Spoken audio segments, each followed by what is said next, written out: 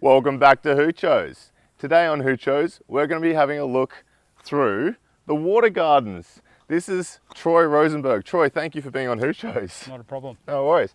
All right, so Troy's actually going to take us through his hydroponic facility and how he goes about taking plants from seed to system in this hydroponic herb garden. So our first interaction was on Reddit, really. Absolutely. So we deep dived into hydroponics at about the same time. Yep. It would have been about 2 years ago. Yep. And Troy is a wealth of knowledge and he was hungry for more information on hydroponics, just as hungry as I was. And he had information that I didn't have and was eager to share it. And I had information that... Yeah, so where we got the nutrients from was from your Reddit feed. So Right, we yeah. switched from what we're using to the Campbell purely on the Reddit feed. At the time I was using the Diamond Blue, which I've now switched to the Diamond Tea, purely on the agronomist from Campbell's advice. We've both ended up on the same nutrient essentially. Obviously yours has been tweaked for your needs. So that's why I'm really excited to take you on a tour of Troy's hydroponic farm today.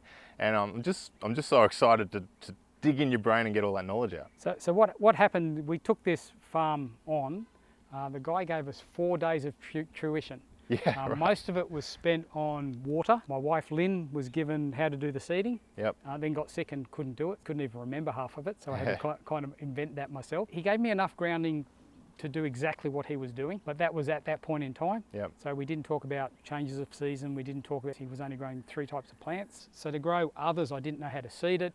I didn't know what nutrients it wanted, the pH ranges, the EC ranges. YouTube was, or the internet was a big resource, as everybody uses. But mostly, it's just a guide.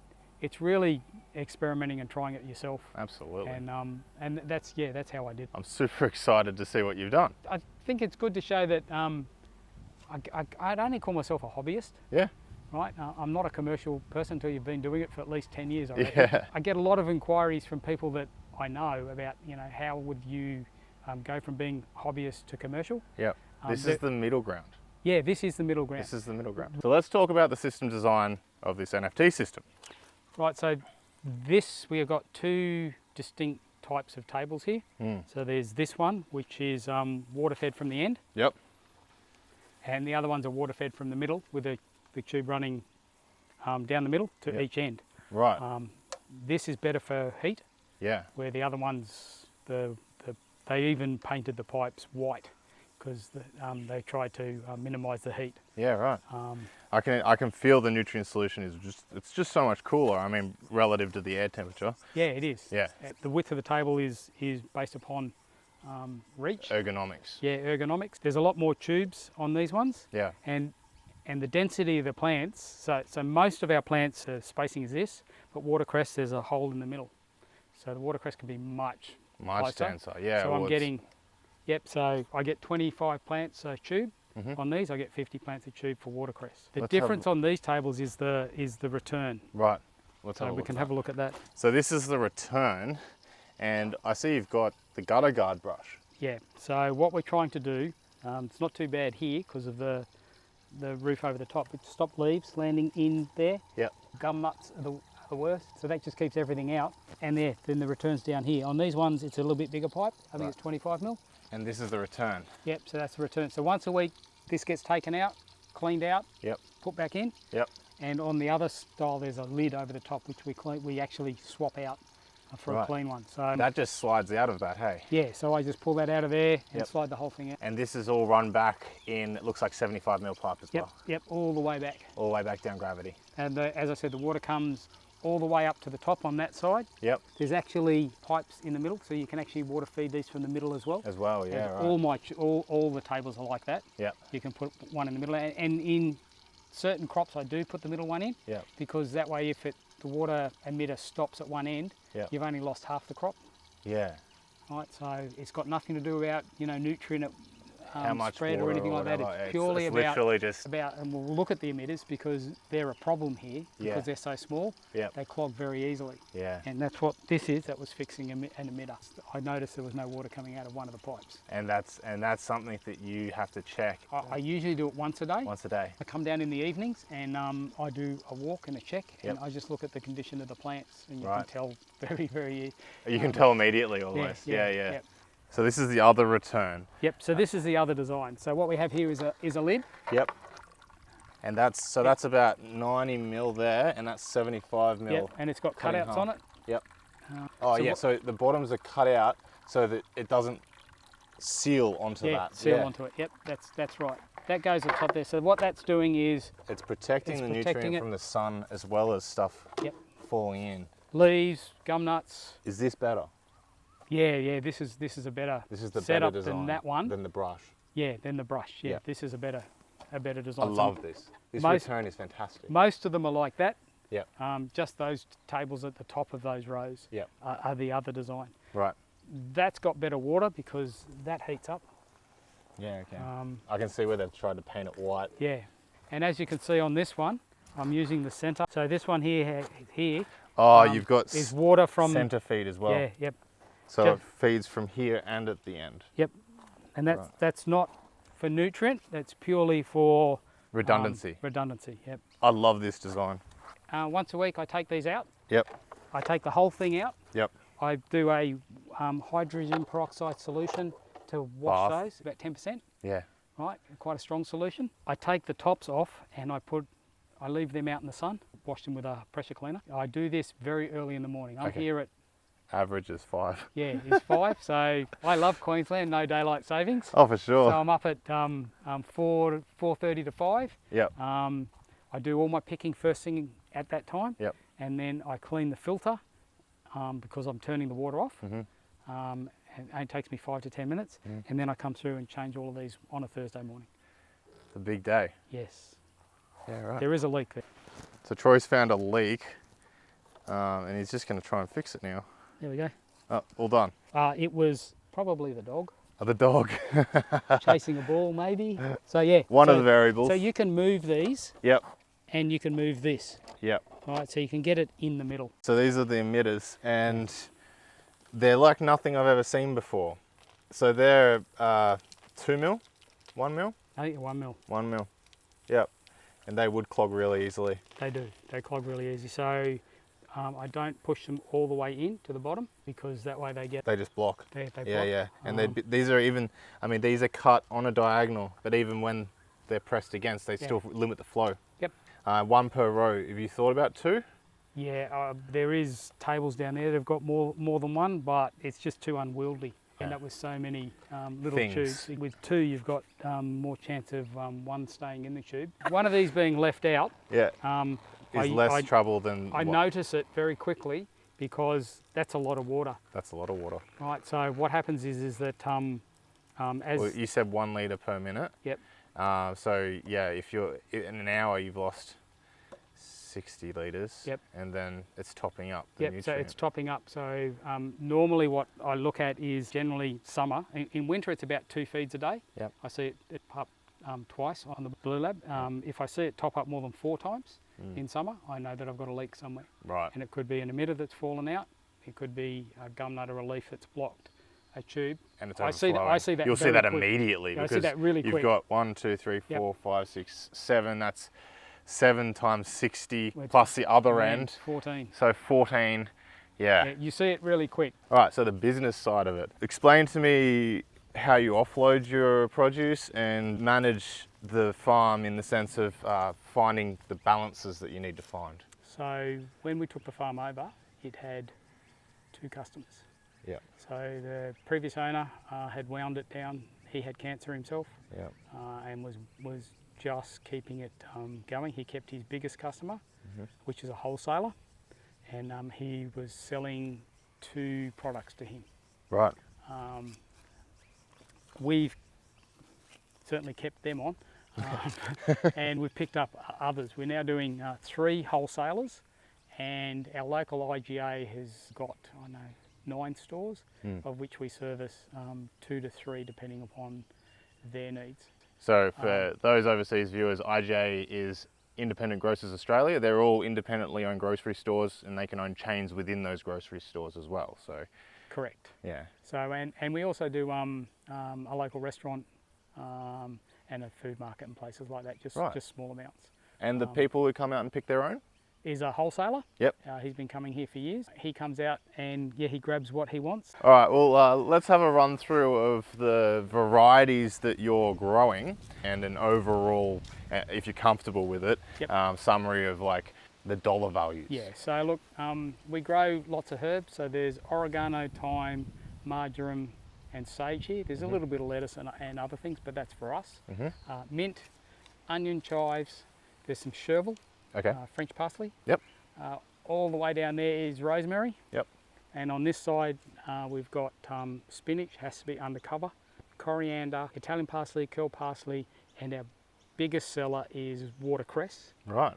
We also have upland cress, American watercress as well. So let's have a look at what some of those look like. Sure. So what we have here is marjoram, Yep. which is really delicate. That's marjoram. You see that the roots are coming out. Very delicate, doesn't like temperature changes. You can see some of the leaves are starting to be affected. Yep. Is that the size you'd aim for? Yeah, so like if I'm selling to IGA, Yep. because they're limited in storage space, Yep. it's about that big. If it's going to a restaurant, it's probably that big. And then they can pick and choose what they want. Yeah, yeah. So Right. I've got a restaurant down here that buys them and they actually replant them. Yep. And they have a wall of herbs. Yeah. That's why they buy from here. So here we have sage. Sage. Oh, right, and you can see the NFT working there as it runs along there. Yep. So the thing about these plants is when they get a little bit bigger, you bring scissors up with you and you actually cut the roots off. Right. So that they don't intermingle. Yeah, because they are intermingled. Yep. So you don't want to affect the ones next to it. So Yep. I cut the roots off, and then when I've got enough plants out, I come and clean the tube out. Brilliant. We've got some dill here which is not going that well, purely because of heat. And this is obviously, this is covered. These are all the sensitive crops. Yes, yes, Yeah. and this is covered, and they're struggling. Yeah. Because the air temperature, even in here, as you can It's feel. cooking, yeah. Yeah, it's cooking. Is It's a bit more humid in here, if you'd say that. Oh yeah, you could, yeah. You don't get as much of the radiant heat, so if you put your finger and feel the water, it's actually quite cool. It's really cool. And that's testament to your cooler. So here we have oregano. That's Yep. about the size you'd sell to, I know there's a lot bigger ones here. I like that. That's nice. Yep, and yeah, compact. like a bouquet. Yeah. We take the roots off it. You do? You just slice them? Yep, we cut the roots off. Yep. And we label it. We Yep. put a small label on it. We also advise that they wash. Yep. And then we send it out. Beautiful. Is that this one? Yep. And if you feel the nutrient hit, I can feel it on those roots. It's cold. Yeah. Yeah. During a week for one IGA here, Yep. we'll sell 6 to 8 sage, 6 to 8 oregano, Yep. 2 to 4 marjoram, Yep. and 20 of these thyme. 20 thyme. I love thyme. Thyme is beautiful. So in winter, they look more like the newer plants. Yep. So if you have a look at that compared to that, Yeah, you can see the green. yeah. So in winter, they're that big, but they look like that. Yeah. And is there a difference in flavour? That's actually stronger. I can smell it. Yeah. Yeah. You'll find that's stronger. That's such a... I don't mind, even though it doesn't look as good, it's a powerful... I don't think it looks any worse. I think it just looks... I mean, realistically, you're not cooking for looks. No, but it disappears. So. Yeah, that's right. But the thing is when you sell it in all the IGAs, people are looking down on it. Yeah. Right, so you have to make sure that, like that one there, you see the crown's a bit black. Yeah, yeah. All right, so that one might not make it. Look, if we can just have a look at the size difference. So this is thyme. Yep, it's all time on this table. These are different snapshots of its growth. Yeah, yep. So you can see here, Troy's not babying the plants. They're going out as soon as they're able to be. As soon as they're able, they go into full strength nutrient. Absolutely. And you get, out of there, we've got one. One dead. Two that didn't make it. Two that didn't make it, and then the rest will just go to full maturity. Yep. How's that? That's so good. And even then, you've still got the chance that that'll come through, but you wouldn't. Yeah. You'd probably get rid of that? Yeah, I will get rid of that. So once a week, usually on a Saturday, I come through and just pick out, I haven't made it. So in winter, you get 100% success rate every time. Yeah. In summer, it can get down to 90 would be about the lowest. Okay, yeah. Percent. Yep. You Well, might get 3 or 4. That's nothing. Yeah. Yeah. So I'm And you can reuse. You won't reuse the media, but you can reuse the pots. I reuse the pots, yes. These are all cut differently. These pots, are they? You cut them when you get them? No, that's how they come. So they actually have a handle on them. All right. Okay. And I'll show you when we're seeding that it actually comes in quite handy. So we have mint. So this is mint's done from cuttings. Yep. 2 weeks old. And then we have this mint. And as I said, it gets quite stringy. What'll happen is that table there, which you can see is a bit bigger than the others, and this table here, Yep. I'll go through and... God, that is really strong though, isn't Oh, it? When you disturbed that, I just got this huge whiff. Yeah, it's very strong mint. I didn't even bring any white rum. So I cut them back. I literally cut them back to about that big. I leave 1 or 2 leaves on each stem, Yep. and then I replant them. And what you end up with is, and I'll show you down there, is a bouquet of, it grows around, Yep. and they're a lot nicer, and IJ like them. They take these, they're more than happy for these. But for these, when you take them out, there's a lot of work in cleaning them up. Yeah. So what's the size you aim for? Bigger is better. Bigger for is them. better, yeah. They'll even, if I come in with, if they ask for 10, and I come in with those, they'll actually clean an area out and put them in there. Be gone. I'm famous around Yandina for the mint. Yeah, right. Right, so people come. I can tell it's healthy as it smells fantastic. People come up to me in the street and say, "Oh, you're the guy that sells the mint." You're the mint guy. Right, so, but it's a really good seller, so I'm happy. So I sell about 30 to 60 of these. School holidays, Yep. I can do a load every day to my local IGA. The good thing about chives is that you can put them in and just leave them. They sit in here for months. Yeah, okay. I sell about Oh, that 12 smells nice too. Hey? 12 to 20 in that region Yep. a week. Look at the roots on that. Yeah. They're healthy. They're like white At the moment, you can see that this table here. is a bit off Yeah. level. The last guy that came out lawn mowed, Yeah. which He was me, knocked it. knocked this one down, and you can see that the tube. I can remember one of the first things I ever said to you is you need more slope on your tubes. Oh yeah, absolutely. Right? Because otherwise it just pools. As you Yeah, can see, the it's more just the pooling. better. Yeah. Absolutely. I think the 1 or 2 degrees isn't enough. Yeah, no, I agree. If you look at that there, that's probably the minimum. You can see it's actually not enough on the end. Maintenance on these I'm doing all the time. Because of the slope. Yeah, I absolutely religiously keep the slope even higher than some of them that are set. You'll see down on. Honestly, as far as slope's concerned, what I've found is like anything just shy of vertical. Well, yeah, Like it doesn't matter what slope you have, all the more you're the trying better. to do is stop pooling. Yeah. So like, Especially in the ends, you don't want that. You don't even want that. You want that. yeah, Where it's starting to pool from the roots on that one. even like that far back from the roots is acceptable. Yeah. But any more, and you just. So this one's a good one. You can see that there's just a film all the way. Yeah. And I don't like empty tubes, empty holes. Empty. Oh yeah, no, Yeah, because so- it's just like that's just what this is. Yeah. You know. So, but you in pulling them out, and you always end up with Some you form end up of with like some, yeah. lagging between the production. Yeah, and me going around filling these. What I do is, the ones the plants that haven't made it. Yep. Right, so they're a dead plant, but they've got vermiculite just in leave it. I them? just stick them in here. Yeah. Right, Yep. and it just keeps the hole locked up. But here's mint for you. One of the reasons I don't like mint, there's no plant in that. What happened to it?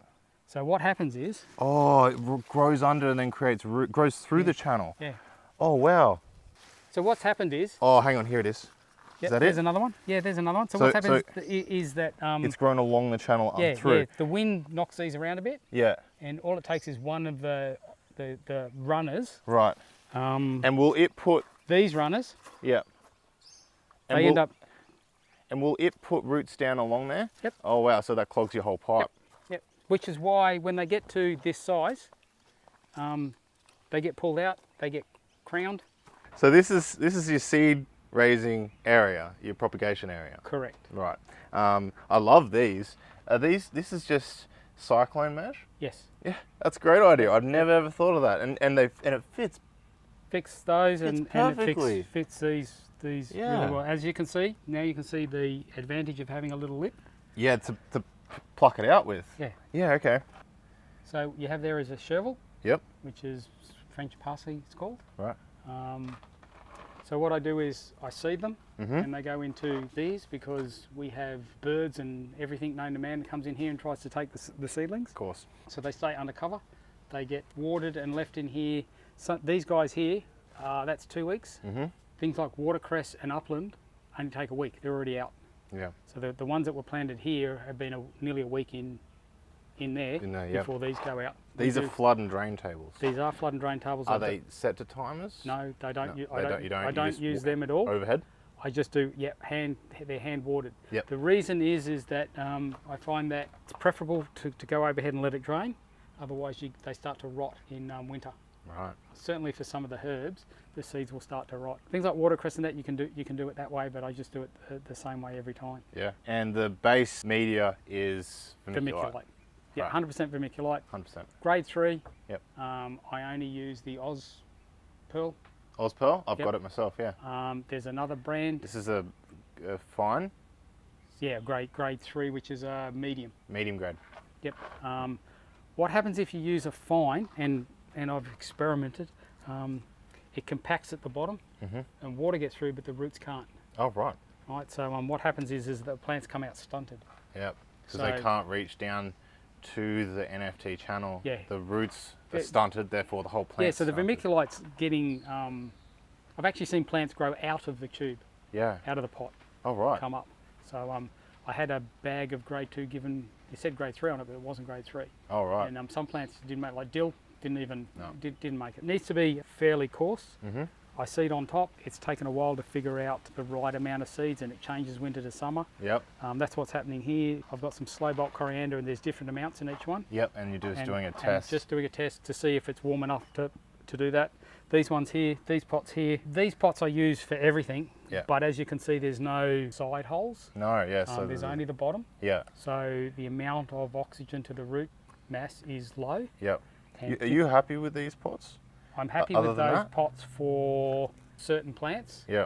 But not for things like coriander. No, absolutely not. Right. So that's why we're going. We're doing we've done this last year, and we did a lot better with pots like that.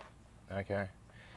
Because of the oxygen penetration. Yeah. So I had to buy some of these to give to my plastics extruder. Yeah. And he's going to make a pot. I don't think it'll have the lip on it. Yeah. But it'll have the side. It'll be like exactly that pot. I was going to say, you could just get him with the... Yeah, that's exactly what he's going to do. Coriander, parsley, any of the light-rooted plants. Yep. Watercress doesn't care. Yep. This is convex to fit the concave of the channels. The channel, yeah. So that way, the roots they're just starting to come through on these, so when you put it into the channel, the roots are touching. Yeah. But when you have something like this, the roots are nowhere to be seen. No, yeah. Right, but you can still put this out because it wicks. Yep. Because it's just sitting on the nutrient. Right. Right, and the nutrient does pool a little bit behind it and then goes around it. Yep. And that pool, while it's not strictly film technology, it gives you the 10 or 15 or 30 minutes grace if the pump fails. Yep. On a hot day to get out there and swap over pumps, because I always have a standby pump sitting there to turn it on, and I can do that remotely. That's your little bit of insurance. So you can remotely turn on those pumps? Yeah. Switch it over? Yeah. Very cool. Yeah, so the pumps are sitting in series. Yep. I have one pump running and the other pump sitting on standby. And if I notice that something's happened and it appears the pump stopped, I can turn the other one on, which is on another circuit. Cool. And away she goes. Fantastic. So you asked what these were for. Yeah, so I said, what have you got rafts for? And I'm looking at them going, they're seedling punnets. Yes. Yeah, but you use them? I use them specifically in winter to cover the seedlings at night. Acts as insulation. Yep. So here, the only seedlings that need extra heat are the watercress. And I put these over the top as well on everything, but I make sure that the watercress get done. Right. And this keeps the heat in. So without them, the germination, so watercress will germinate in 5 to 7 days. In summer, it's 14 to 21 days. Yeah, okay. So, but with a bit of heat, we're back to 10 days. Yeah, okay. So it's a big difference. Yeah, big difference. So these... So this is watercress. Yep. And these ones here, these plants here, are a week younger than those ones there. So they're 2 weeks and that's 1 week. So these will go out. Yep. They will grow. You can see the second leaf's out just on a lot of them. Yep. Right, but these will go out in 2 to 3 days. But they grow really quick. And if you think they're quick, the upland's even quicker. Right. So the upland is 5 days. There's some over here. So this upland is the same as the watercress, the same age. Right. And as you can see, the plant's twice as big. The parsley, that's 3 weeks worth. That's slower than... Yeah, right. The hotter it gets, the Really slower slow. it seems to go. Okay. Spinach is the worst. Rosemary here, these are all done from cuttings. Right. When we moved into the house, there was a rosemary plant up at the house. All from the and one. I've sold a lot of rosemary. Yeah. I don't know why I do rosemary, because the investment is huge. Yeah. It takes at least 9 months from cutting to saleable plant. Right. But if you go and see the rosemary, they love it because they get a rosemary plant. I don't know if you've bought rosemary at Bunnings or whatever, they're very expensive. Very expensive, yeah. Right, so they're getting a plant, a customer's getting a plant Whole that they can plant. sell. Or propagate from. Yep, they can just put in the ground and it'll keep growing. And it costs them $3.50 because it's just a herb. Ridiculous. Yeah, so, but they like me growing it, so, Yeah. so I grow it. That's right. And I mean, it's not any additional labour once it's in there. There is, because you get a lot more, the longer it's in there, you get a lot more algae growth. Oh, And right. things like that. So I'm spending more time cleaning Anzac tubes and things like that on the rosemary than I do on other things. Are the roots, do the roots get ungainly? Yeah, absolutely. Yeah, They don't so do you get think to that a the larger pipe size? No, would- they don't get to the point of blocking the pipe. I don't let them get that big. So there's rosemary and then there's Cool. mint over here. And these are These are cuttings as well? Yep, mint cutting. If you look up YouTube for mint cuttings, they say cut it at this point and do it on an angle, do it. Nothing like that at all. I rip the leaves off. Yep. I make sure that I don't strip the outside of the plant. Yep. I've got a technique that I've come up with Yep. for ripping the leaves off and just put them straight in. And of course we have our herbs. So these guys here I don't put them out in the sun. So those plants over there are in sun. There's no shade cloth. There's Yeah, nothing okay. above it. Yep. Where these guys here, Require a bit less. the spinach can go out in the sun.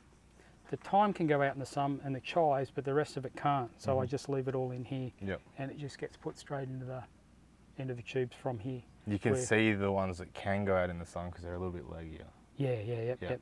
I know they look bok They'll choy. come back though. They come back. Yeah. Because Especially the bok choy. The sun's so strong. Yeah. Spinach this time of year really poor germination. I fill the top of the pot with seeds. Yeah. And what I want is 2 plants to grow. I get 2 spinach plants growing in that, and I get spinach growing about that big. Yep. And the pot gets pushed out, plant gets that big, course. and that's fine. That's exactly how they want them.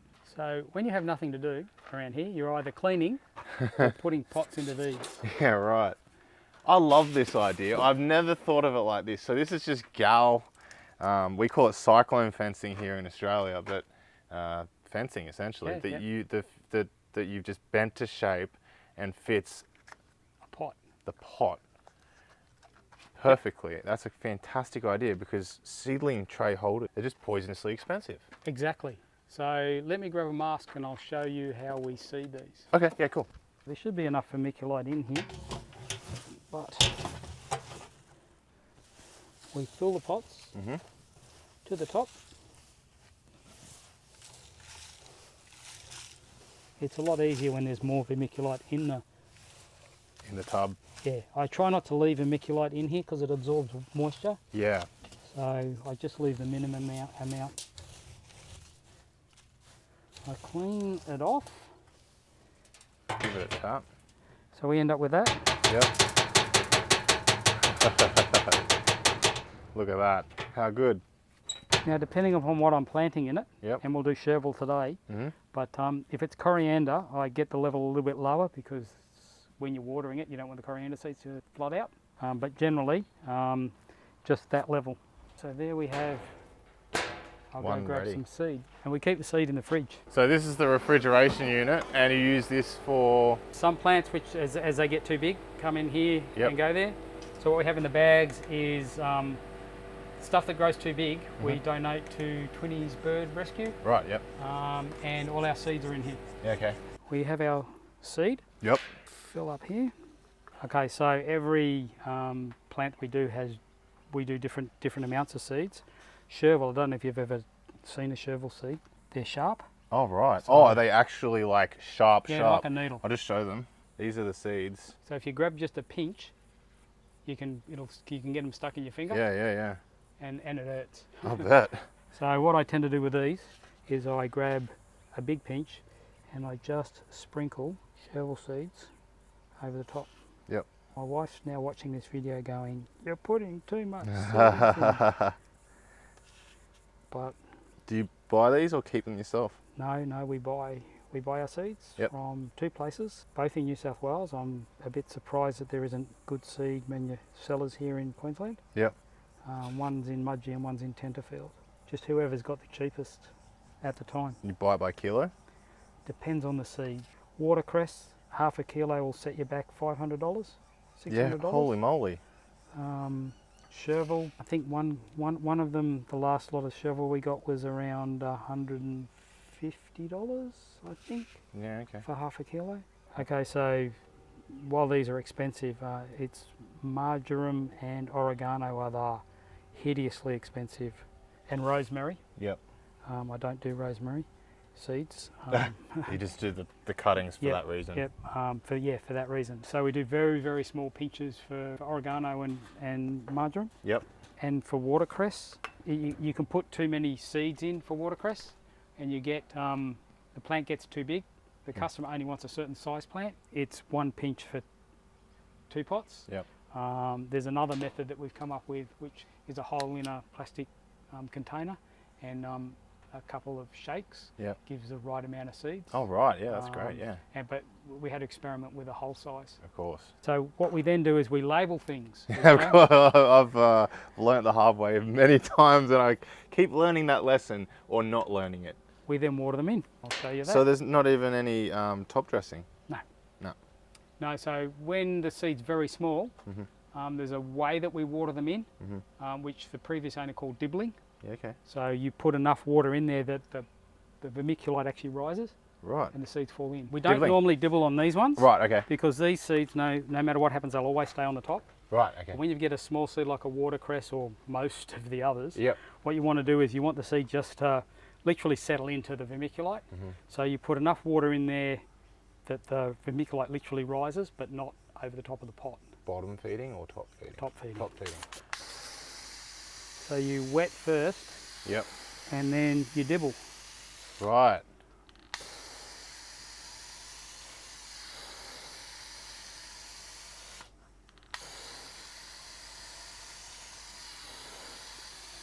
And this washes any of the vermiculite dust out. Dust, yeah. And we're done. And you're done. Look at that. Now, can you explain why you use vermiculite over other mixed substrates? Okay, so because we rely on wicking, Yep. we want something that absorbs. Wouldn't wick if we used perlite, Right. because perlite doesn't hold water. Yeah, it's an oxygenator. Yeah, so vermiculite's the only thing we can use in these sort of pots. Not cocoa? We could use cocoa, but it's too hard to get in. Yeah, okay, yep. And you get, I find with cocoa, I've looked at it, you get a lot more dust. There is a lot. And Whereas you can wash it out immediately here. Yeah. So what happens here is I do this on 1 day a week. Yep. This table gets wet. I leave it till the Friday, and I just brush the table off of any vermiculite that's left. You can actually see the bottoms of some of these. They've got Dust. vermiculite still in them. Yeah. Right, but it's nothing that you would get if you did cocoa. Yeah, no, cocoa's messy. Yep. And the water retention in vermiculite is amazing. The amount of weight that you get in that. Yeah, and also I find, well, you don't have the same calcium issues. Not that you get it on such a small scale, Yep. but there's no potassium, calcium lockout. Yeah. And Yes. whereas you would have with cocoa, whereas vermiculite is basically, it's a clean slate. Yeah, it's inert. It's inert, yeah. Let's talk about when you start to introduce nutrients. When they go out. When they go out. Yeah. So this is, the seedling phase is completely seed nutrient. Yep, absolutely. And then once they're sprouted to the point where So those guys over there? they're carried completely from germination through to NFT channel on their seed nutrient, no nutrients added. No nutrients added. And then once they go in, full strength nutrient, no babying. No baby. Yeah.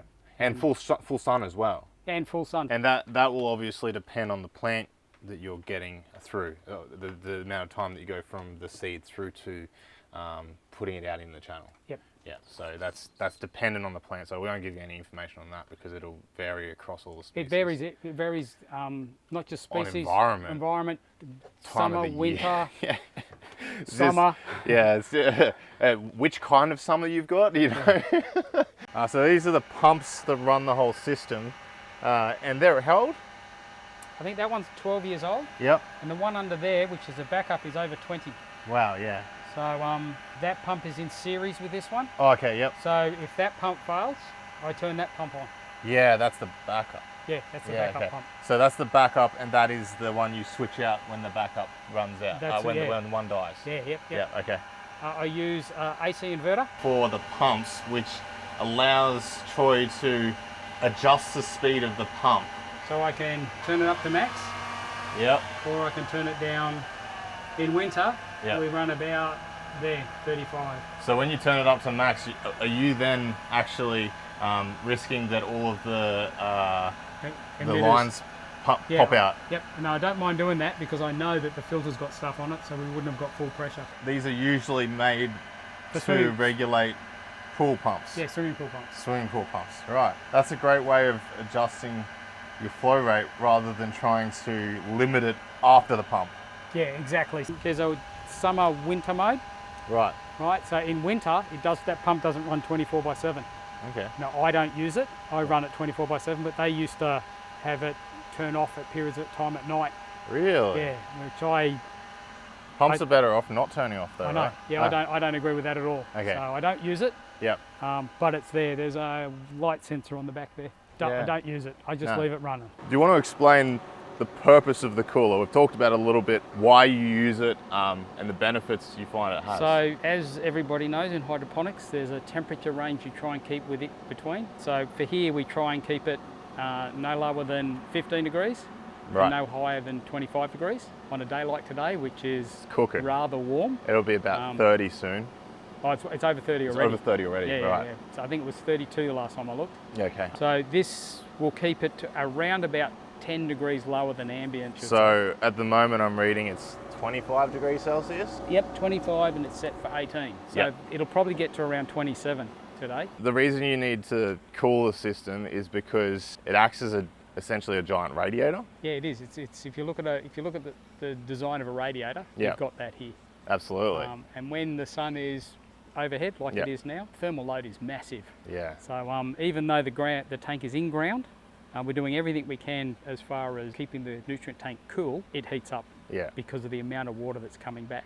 So this is the return for the two columns, far columns. Right, yep. Right, and he had filter on the return. So that's the filter for the return that's not functioning at the moment? Correct. Okay. So which we need to get working because most of the issues we have here come from algae build up in the pipes returning to the tank. And it just sits at the bottom of the nutrient tank? No. No. Because we've got the cooler, it causes lots of turbulence in the tank. Yeah. Keeps the water moving, and as soon as we put that in, everything that was sitting on the bottom, which I used to suck out, is now being picked up by the filters. So I'm having to do the filters every day. So I actually thought that this cooler would have cooled the water going into the pipes, but all it's doing is pulling water out, cooling it, and then putting it back in the res tank and then going out. Yep. So this is 7,500 litres when all of the pipes return, and it's running at 6,000 litres now? Yes, the level the float is at is 6,000 litres. There's around 1,200 to 1,500 litres of water at any time for about 500 mil, 50 centimetres shy of the overflow. Yeah. We also have a 6,000 litre an hour air compressor running air into the tank through 12 air stones. And oxygenating the water. And you find that the oxygenation helps? The oxygenation helps, I think, more than the temperature. Yeah. We can't control the temperature as much as we'd like. So in winter, I only run 4 stones. Yep. In summer, I run 12 stones. And they're like big stones. They're the moment I'm running the 130 mil round air stones. Yep. I normally run the 30 centimetre tube things. The long ones. And that you can't get them. Yeah, I can't get them. I change them every year. They don't last that long in there. They actually start to break up. I drain the nutrient tank every time I do a new stock solution, and I vacuum the bottom of it. What we have here, so we've got September here. Yep. And as you can see, we did drop below 15 degrees at one point, and that was power failure. I was running the heat pump was off. Yeah, the heat pump was off. I've got a generator that'll run everything, but except not the heat pump. Right, how many kilowatts is the heat pump? It's a 12 kilowatt heat pump. It draws 3,000 watts including the pump. Do you find that that's a large expense? Oh, absolutely. Hence the every single The solar panels. every single space on the roof has got a solar panel on it. And I mean, realistically, you're only running the heat pump when the sun's out usually. I mean, it would have overlap on the edges. Absolutely. So I have a meter on, electrical meter on the heat pump. I have electrical meter on everything, and it uses 20 kilowatts a day on average. Well, we're generating way more than that, but it's a 3-phase system, not on that one phase. So we are using electricity at times. Because on that one phase, it would only allow you to 5 kilowatts. Yeah, exactly. But you're maxing out that 5 kilowatts that you can possibly use. Yes. As you can see, it does a really good job at heating the water. Yep. So whenever it needed, Yep. it heated. That was September. This is October. But as you can see, we do pop over on 35-degree days. Yep. Right, and this is spring. I know, it's crazy. And this one was just last week. Holy moly. Which was yesterday when you came out for a quick visit. Yep. We got to 27. The top graph that we're looking at there, it's been raining and humid. Yep. And the temperature has not really gone too high. But then yesterday when I came out, like today's even worse. Yesterday when I came out, it was over 30. Yeah. Yeah, well here I think we had 37. Yeah. And yesterday is the last peak on that graph. Yep. And yesterday was a hot day. Yeah, that was really hot. Can you explain to us how you got these readings, what you're using for monitoring? Yep. Here it is, the Blue Lab Pro controller. Right.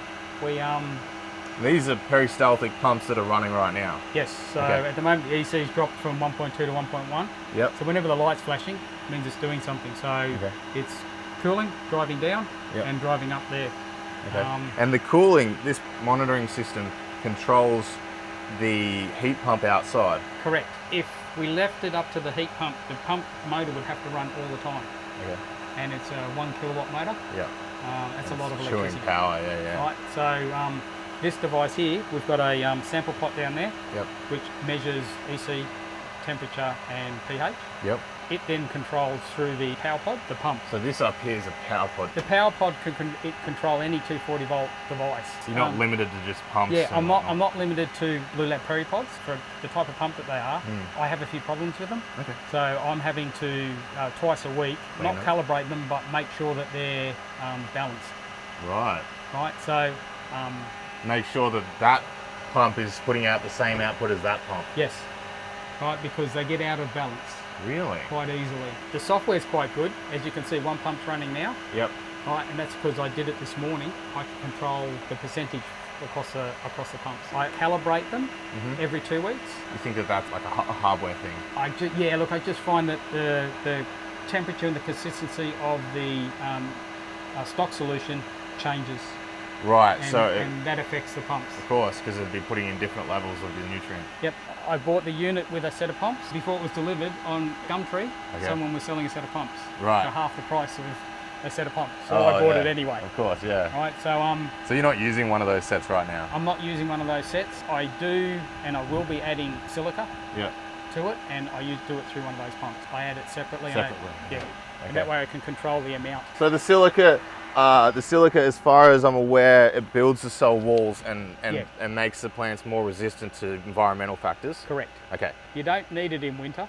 Yeah. Okay. It's expensive. Yep. You can't buy it in bulk like you do other things. It comes in only small. I can only find small amounts. Does it come in liquid or does it come in a? No, it comes in powder. Yeah. And I mix it up into a 20-litre drum, and I use one of those pumps to do 10% of what these guys do. These nutrients? That's the nutrient. That's the stock solution. Okay, so this is your stock solution that you've mixed up. We'll talk about that in a second. You don't find that, because these are hot. It's a problem. I need to put shade over the top. Yeah, absolutely. Okay, yeah. It's definitely a problem. Do you mind if I? Yeah, absolutely. Go in. All right, well, let's have a look at the nutrient then. So I apologise for the positioning of the camera, but we have to keep the camera in the shade. So these tanks are the nutrients, the stock A and stock B, and they're really hot. They are really hot. They're really... That's a problem. Yeah. If you actually feel the temperature of the nutrient inside, it's not... Well, it's not too bad because the top of the tank's heating up, not the bottom. Yep. So when they're full, it's not too bad. Yeah. When they're get half empty. Yeah, heat's a problem. So yes, there will be a cover. There's going to be a theme today, guys. Yeah. It's going to be fighting heat in Queensland, essentially, even with camera gear. Just to show you how hot it is, my iPhone, which I use as my camera, has overheated while we were doing that segment. So that's why we need, that's why Troy needs the cooler. So let's have a look. I saw your mixing devices. Yes. I love that. Yep. So this is how you're mixing the nutrient so there's two things in here. There's a pump. Yep. That runs, there's a pump running. Right. Yeah, yep. And it runs 4 times a day. Yep. For a couple of hours. Okay. So and that does, but we have. I love the mixing paddle. We have that's the fantastic. mixing paddle. Was that here when you got here? Yes. Yeah. Yeah. That's brilliant. This is like how long's this place been running? 25 years. 25 years of accumulated knowledge. And I love this. Like, that is a fantastic idea, and it's cheap as chips too. Yeah, it's just offcuts from just out there. Just offcuts, yeah, right. The sun's bad for us. The wind is worse. The wind's worse. Right. Why is that? The reason is that we get lots of leaf litter from all around, and it lands on the tubes and blocks the returns. They then overflow. I have this problem. Well, I had it doing my outside NFT. Yep. So just before my camera overheats, let's go inside and we'll talk about the nutrients. Yeah. Yep. Corns, they're the worst. Oh right. Oh yeah. Because they actually land it because they're small. They land inside. Yeah. They land in the tubes. They work their way down, they get into the centerpiece, and then they just block the hole. I've noticed that your return pipe is PVC going into a 19mm tube, and the 19mm tube... It's too small. It's too small. Yeah. That's what I was given when I took the place over. Calnet and then iron. Yep. And then mag, MKP, and KNet. Yep. And you can see the numbers. And then the micros. That being the mix we were doing, I had some health issues. So I had kidney cancer, so they had to do a partial refractomy of my kidney, so they've taken some of it out, and I've got a big scar, not as big as the wife's. Just so that you are aware, this farm was a passion project of your wife. Yep. And Lynn had liver disease? Yes, so she had liver cancer and she had a liver transplant here in Queensland. Yeah. Did a really, really good job. That's and then 4 months later I was diagnosed with kidney cancer. Oh God, same And then time. had to, lifting really heavy things, it still hurts. So following your nutrient feed using another product, and it was a single mix, and I wasn't happy with the quality of it. Yeah. I then saw the Campbells and went and spoke to them, E. Muir and Sons, and got their agronomist to look at what I was doing, and then come up with a mix that you could use, and it reduced the amount of bags I had to lift. Right. Yeah. Right. So it was like twofold good. That's the cheapest. Yeah. The make your own. Yep. Make your own. But a lot of the quality of the makeup of this is variable. Yeah. So it's really difficult to get Australian sourced fertilisers. Yep. A lot of it comes from Indonesia and places like that. Not greenhouse grade. Yeah. So with Campbell's, I went to them and said, you know, like, is it Australian? And they said yes. Yep. So they source everything in Australia, yep. and that makes it a little bit more expensive. I'm more than happy to pay that. Yeah, because of the quality controls in Australia. Yep. They came up with a mix, but still the original one they gave me was still using all the micronutrients. Even though we use the Diamond T, it doesn't provide the same balance as we were using. Right. So we now use the Diamond T with the Trace It total. Yep. Okay. Yep. And that has got us pretty close. Again, it's still in the same 200 litres. I because of the nutrient dosing, I don't put 200 litres in. I put about 175 litres. Yep. And that just makes it, if I do 200, the pumps have to run longer. Yeah, okay. Right, so I just make it a little bit more concentrated. Yep. I've done down to 150 litres. Yep. But it doesn't mix, the B doesn't mix that well. So when you say you've concentrated it more by adding less water, yep. and then you've adjusted your pumps to account for that. Yes. Yep. I found that 175 litres for this amount, yep. is a really good number. But as you can see, we've still got a pump in there on the B. Yeah, circulating it. In layman's terms, with the mixing of the 25 kilograms, you're using 175 litres of water to make a stock solution. Correct. Okay, and that is going to be dependent on your nutrients and environmental conditions, as well as the rates your peristaltic pumps work. So you'll have to adjust your rates of your pumps. So don't just go and apply that to whatever system you've got. It's all very fluid. Absolutely. So in winter, the pumps pump a lot more than they do in summer. The consistency changes a lot between winter and summer. So the pH and EC probe are calibrated every month. The pumps are calibrated twice a month. And I check the pumps twice a week.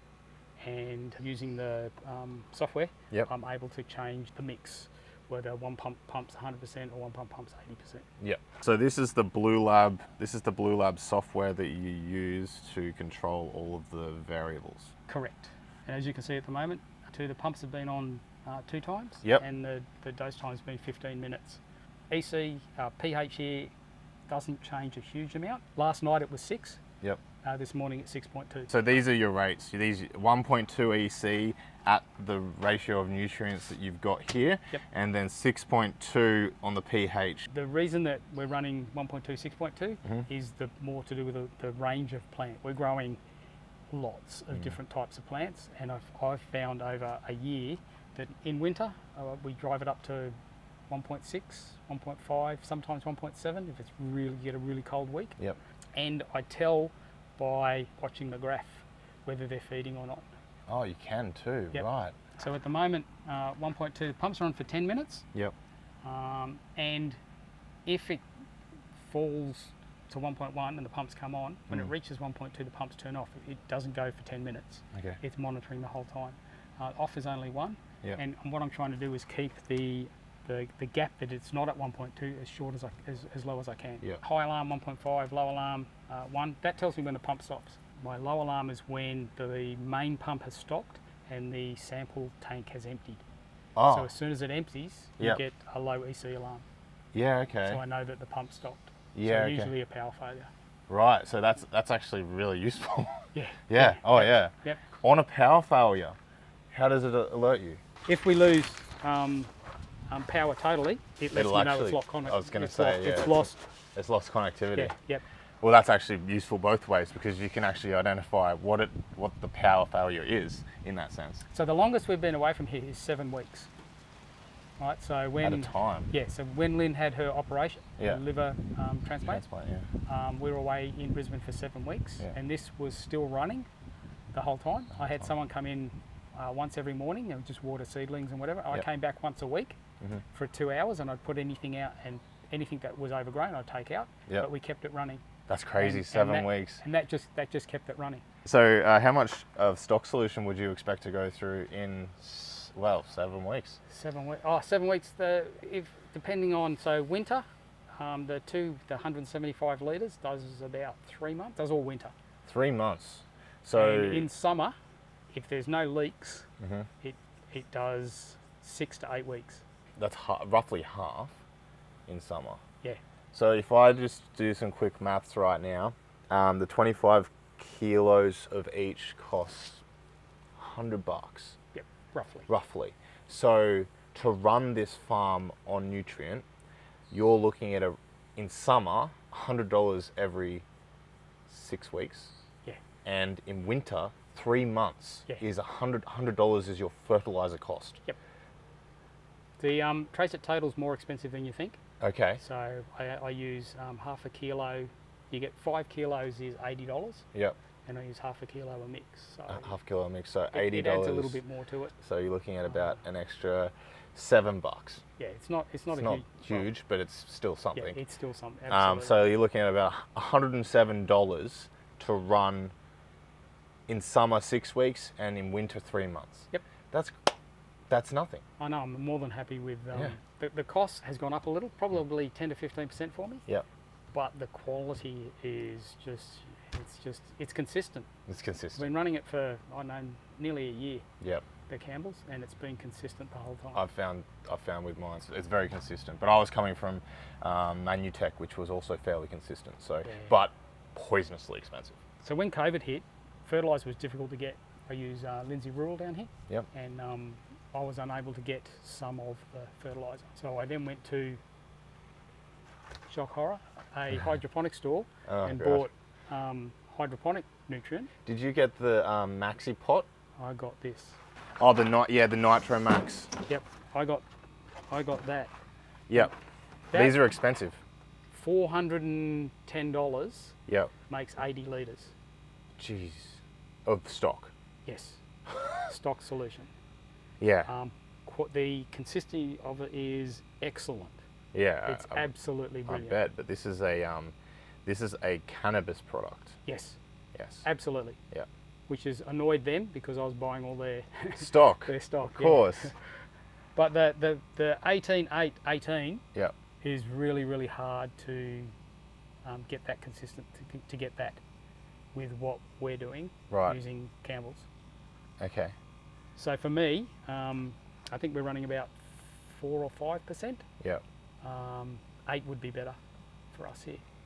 You can't get it up to that. No, I can't get up with that without making the nitrogen go up higher and Yeah, and just throwing your whole balance yeah, off. the balance gets. How are they doing it then? Don't know. Comes from Holland. I bet it does. All the good stuff does. A couple of summer mixes Yep. were that, and that was just Phenomenally expensive. hideously expensive. It was Yeah. also like time was a real issue for me at that point as well.